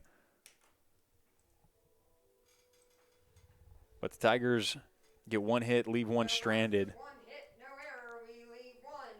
Heading to the Going to have to find a way to come back in the bottom of the 7th inning and try and put up a couple of runs. But before we get to that point, we're going to have to retire the top of the side for the Phoenix. Due up for Cumberland, the 8-9-1 hitters, Riggle, Dunn, and Graham, to lead things off for the Phoenix in the top of the 7th. So we have talked about Mid-South Conference tournament play, not only with softball, but also baseball is happening this weekend as well, the opening rounds, that is. And we do have our baseball team playing over at Robert N. Wilson Field. You can catch the live stream right there. They started at 6. They're currently in the top of the 2nd inning. Martin Methodist College ended up scoring 1 so far in the top of the 2nd. They have runners, looks like bases loaded, with nobody out in the top of the 2nd. So you can go ahead and open up your second browser and watch both softball and baseball going on today to help support your Georgetown College Tigers in these opening rounds. Both for softball and baseball, it is best 2 out of 3 for both teams. And if you do end up losing, that is the end of your season. So everything is on the line in these games. So the teams will do whatever they can to win.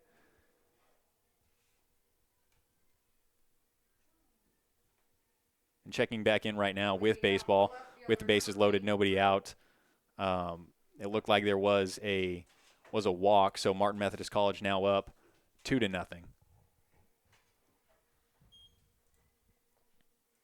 But back here at the Tiger softball complex, Georgetown still down 3-0 against the Phoenix of Cumberland University. At the plate right now is the left fielder Riggle. Takes a pitch away for ball 1. That pitch over the heart of the plate right there. Hit high, deep, and foul out of play. Riggle 1 for 2 on the day, strikeout and a single.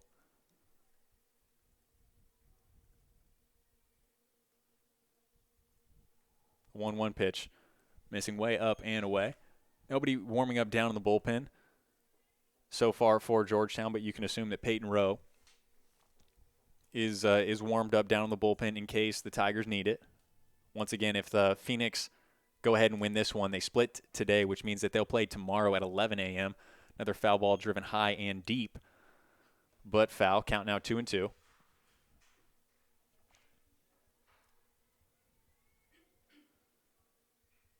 Tournament play will happen May 6th through 9th. That's this Thursday, Friday, Saturday, and Sunday for both baseball and softball.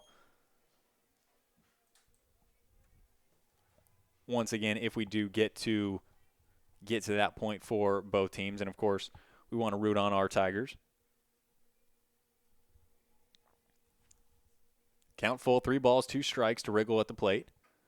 That one on the outer half, Riggle driving that one deep. Bajer giving chase back at the warning track. Had it in her glove. It does drop as she approaches the fence. It should be a double for Riggle, as that's a tough play by Bajer to make. We'll have to wait and see what the official scorekeeper says.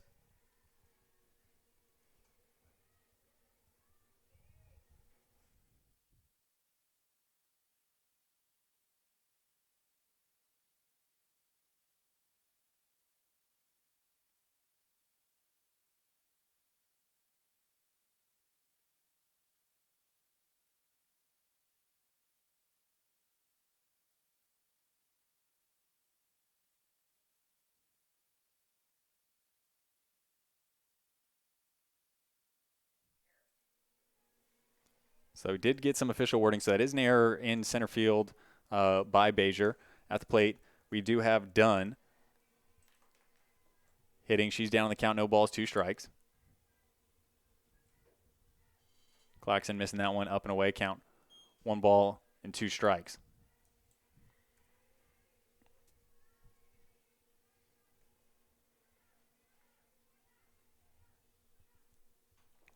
The 1-2 pitch. That one really on the inside. Not sure if Dunn didn't swing, that may have actually hit her, but she swings nonetheless. So the count remains the same, 1 ball and 2 strikes.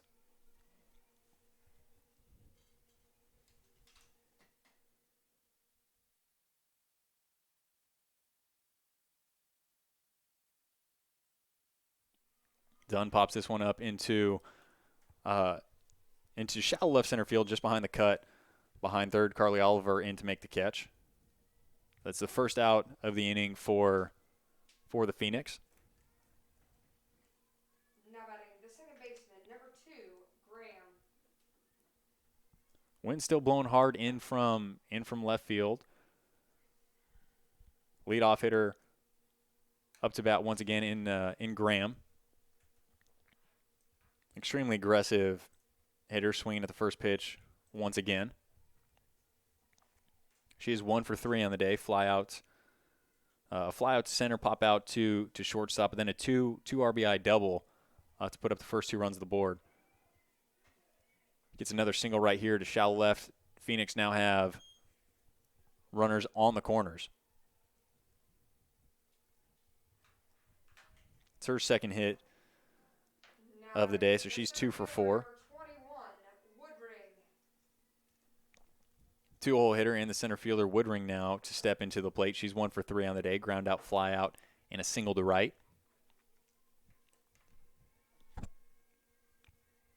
Riggle once again over at third. Graham taking off on the pitch. That ball cut off by Randalls. And Graham will go ahead and take second base.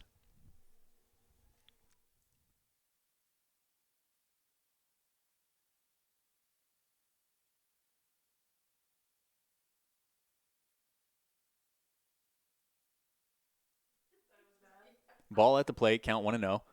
That one high, foul, and out of play. Once again, a lot of softballs being lost towards that left side this inning. And kind of all game, strange to see. Typically, from my experience with softball, a lot of the balls just kind of staying in the ballpark, but a lot of foul balls flying up and out. So the reserve players on the benches having to give chase. Claxon missing down and in, count 2-1.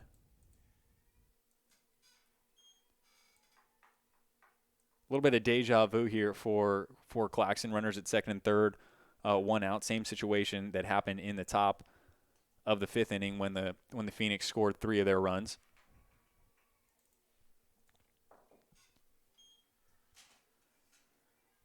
Corners for the Tigers on defense, playing even with the bases. At second and third, they're playing halfway between being fully up and all the way back. But that one driven deep by Woodring right there. Klimisch to make the catch at the fence, but the Phoenix will still score another run on that sac fly.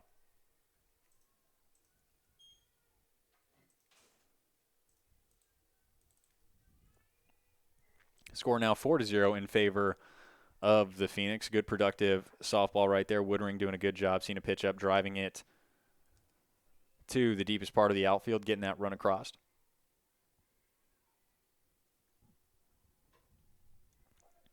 Woodruff, the shortstop, swinging at the first pitch, and you've kind of seen that all game. These Phoenix hitters, they're just going to swing anything up over the zone. They're going to go ahead and be aggressive.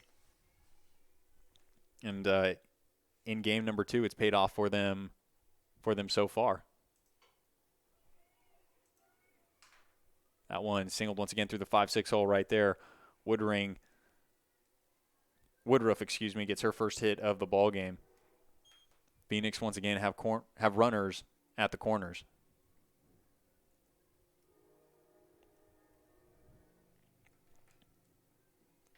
And there is 2 outs in the inning. The pop-up to short by Dunn, and then the sac fly by Woodring to left field. So we do have 2 outs, runners at the corners, and the pitcher Clark in the batter's box. Woodruff taking off on the pitch. Throw down to second this time. Close. Carly Oliver didn't quite make a tag. So once again, runners at second and third, 2 outs. Ball at the plate, count 1-0.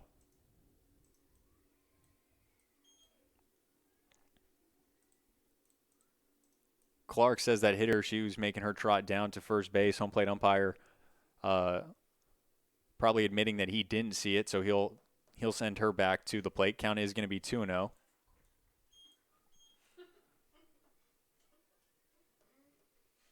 Phoenix being up 4-0. You're not going to see too many complaints about that so far.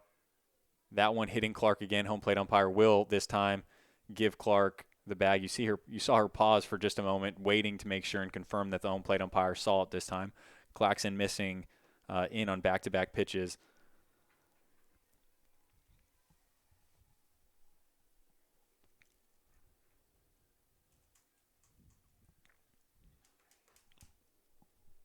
That's Claxton's second hit by pitch given up on the day so far. It looks like Coach Stanfield, the head coach for the Phoenix, going to make some changes here. Going to step away for just a moment. When we come back, we'll have all the changes and the different stuff going on. But once again, I want to thank you all for tuning in and watching softball on the Tiger Sports Network here on Stretch.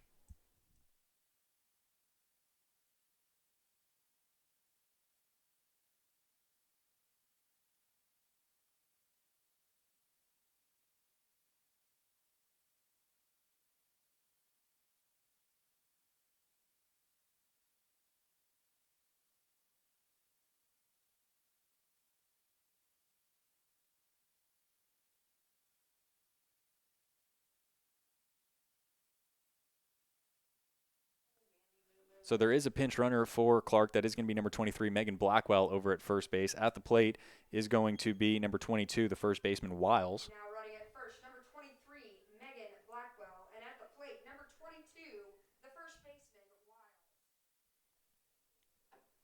Wiles 0 for 2 on the day, pair of flyouts and a walk.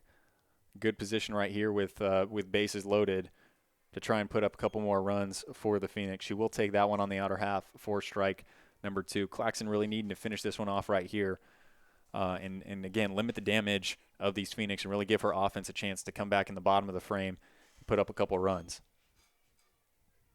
I do say a couple, but by that I do mean 4 at minimum to this point so far, as this is only a 7-inning game. 1-2 pitch. Off-speed pitch misses up and away. Count now 2-2.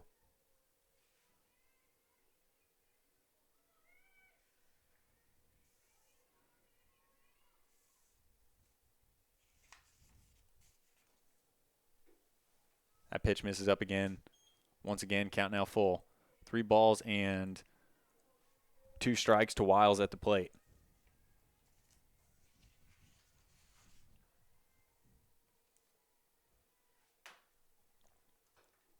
That one chopped just over the head of Barnett right there. 1 run will score, and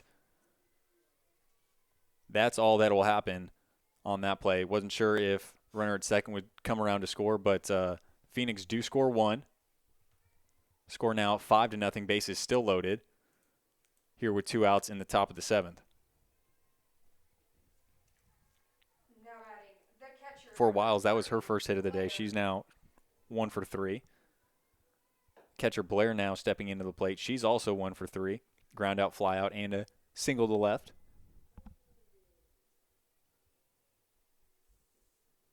Blair swings through that one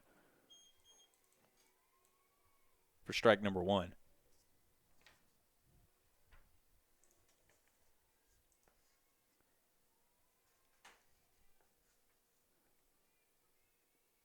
For Blair, 9 runs batted in on the year. That one up over the plate, make that 10 runs, possibly 11, and it looks like it will be 11 as Blackwell comes around to score 2 additional runs for the Phoenix. They're now up 7-0.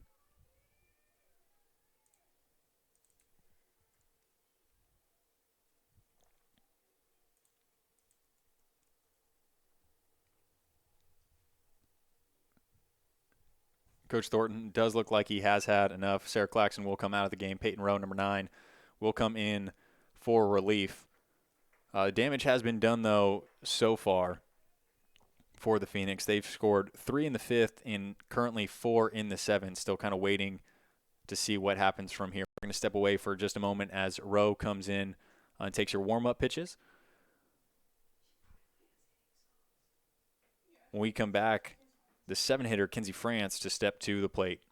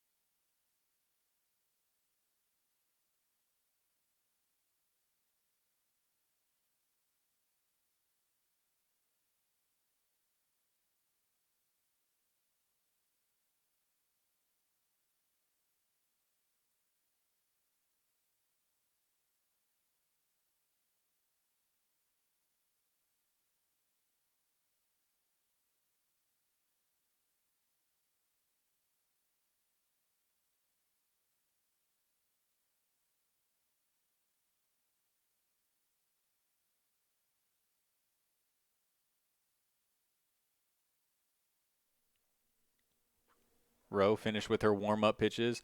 France now in the batter's box. Rowe delivering strike 1 to Rowe. Rowe on the year coming to this one with a 6.7 ERA. This is her 13th game pitched for the Tigers. Delivers 2 quick strikes to start off her outing. She's given up 17 runs on 32 hits and 15 2/3 innings pitched for Georgetown. France at the plate, 1 for 3 on the day with a hit and a pair of flyouts. But Rowe coming in, 3 pitches, 3 strikes, and that'll do it for the Phoenix here in the top of the 7th inning. Once again, I said the damage has been done, and it has. 4 runs here in the top of the 7th inning on 4 hits. The damage has been done by the Phoenix. It looks like there will be a new pitcher in the circle for the Phoenix. That's going to be number 24, Bella Soto. She was the scheduled pitcher to start this game. Due up for your Tigers as we go into the bottom of the 7th, and they try and look for 7 runs themselves is going to be the 8-9 one-hitters, West, Randalls, and Oliver. to start things off. We're going to step away. We'll be back here shortly. You're watching Mid-South Conference Tournament Softball on the Tiger Sports Network here on Stretch.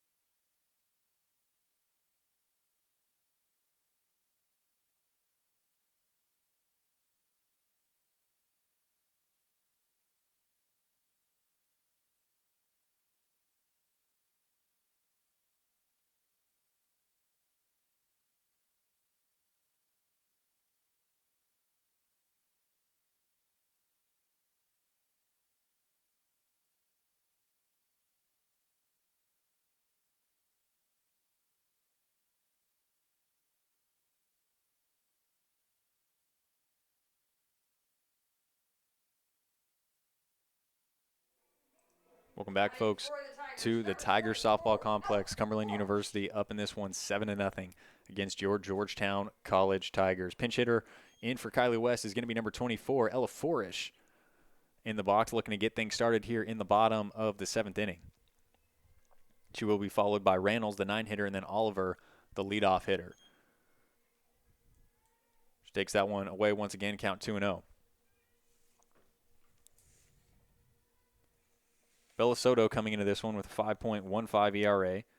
This is her 20th game pitched on the year for the Phoenix. She's given up 63 runs on 106 hits in 70 2/3 innings pitched. But Clark, kind of being the story of the day, here has really shut down the Tiger hitters. Ella Forrest popping this one high to left field. The wind being a factor as that brought in Riggle from left field. She nearly dropped it as she had to make a basket catch underneath there. Now batting the second baseman, number 13, Reynolds. You stay tuned and saw that during the in-between innings changes. You can see that the wind really blowing up some dust tornadoes actually on the infield. So wind being a huge factor, knocking down a lot of the balls today. Still blowing in from left field.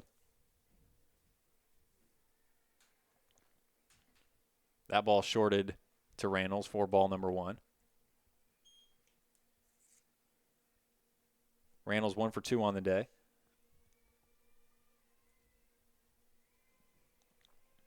She popped out to the catcher in her first at-bat and then got an infield single on a bunt in her second at-bat. Rolls this one over to first base. It does end up going foul.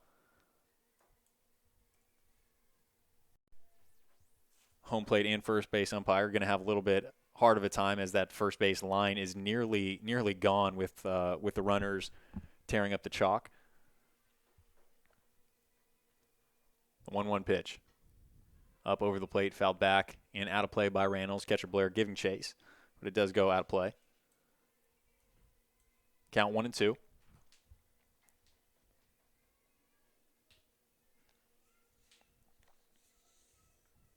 Tigers in this game so far, no runs, 5 hits, 3 errors. Those errors kind of being the difference maker in this one. Reynolds thought that one would have gotten over the shortstop. Graham does not. She jumps up to make the catch for the second out.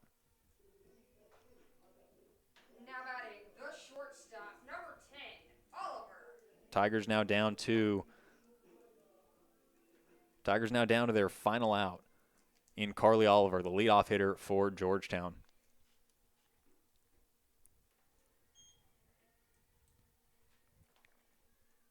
Soto in the circle, not as effective as Clark with the first pitch strikes and throwing strikes in general, but she has found a way to get these first 2 hitters out for the Tigers. There you see another dust storm blow up as Carly Oliver has to step out of the box and stop that dirt from getting into her eye.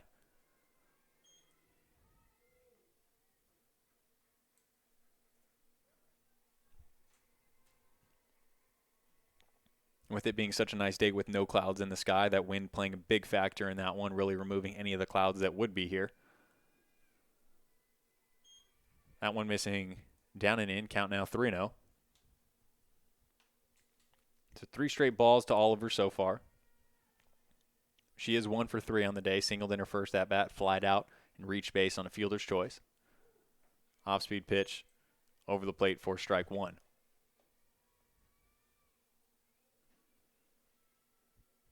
Tigers down to their last out.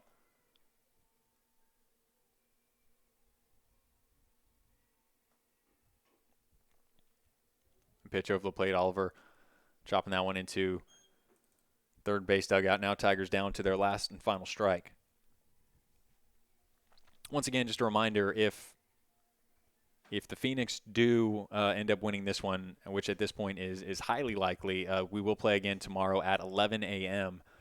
Here at the Tigers softball complex. Once again, that's just going to be a single game, as this is a best 2 out of 3 series so far. Tigers won game number 1, 2-1. Phoenix currently up 7-0 here in the bottom of the 7th.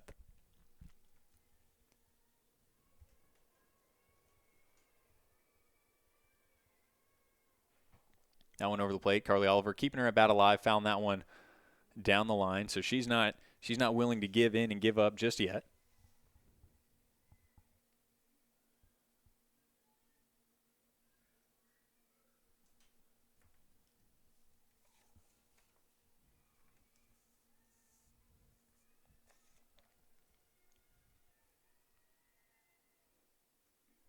Three-two pitch. That one missing just inside for ball 4. Tigers do have a leadoff runner on. Excuse me, not a leadoff runner on, but they do have a runner on in Carly Oliver. Kristen Klemesh, the 2-hole hitter, stepping in.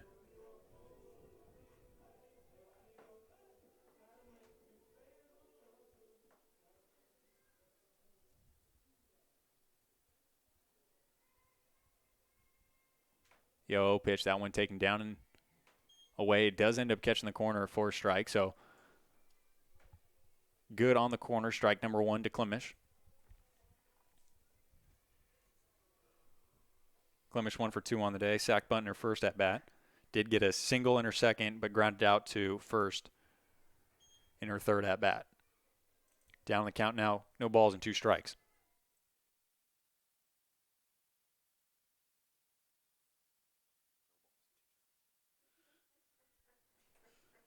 Oh-2 pitch to Klemesh.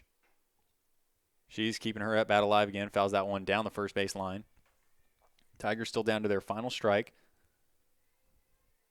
but looking to continue to keep this one alive. So even if the Tigers don't win here, which again, it's highly unlikely, they still need to generate some momentum going into tomorrow's matchup. So some big hits, even if they put up 1 or 2 runs across, would be huge. Instead, they don't with that final strikeout. That'll do it here at the Tiger softball complex. Cumberland University Phoenix beat the Tigers 7-0 here in this matchup. Box score for this game for the Phoenix: 7 runs, 10 hits, 1 error. For Georgetown, no runs, 5 hits, 3 errors. Once again, those errors kind of being the killer for Georgetown. Before we go, let's take a quick look at the rest of the games that are happening from today. Once again, that Lindsey Pike matchup that was supposed to happen today actually took place on Tuesday. Lindsey Wilson took both of those games, so they'll be advancing as the number 2 seed in the tournament. For Freed Hardeman against Shawnee State University, Freed Hardeman won game number 1 by a score of 7-1. Freed Hardeman currently up 6-0 in the 5th inning against Shawnee State in game number 2. For Martin Methodist versus the Cumberlands, Martin Methodist actually upset the University of the Cumberlands by beating them 8-6. University of the Cumberlands currently up in game 2, 1-0 in the 4th. Thomas More versus Bethel. Bethel kind of handed it to Thomas More. They shut them out in both games. The first one, they won by a run rule, 8-0, and then in the second game, 5-0 in 7 innings. And here at the Tiger softball complex, the Cumberland University Phoenix, the 7 seed, and your Georgetown College Tigers, the 6 seed, have split the series so far today.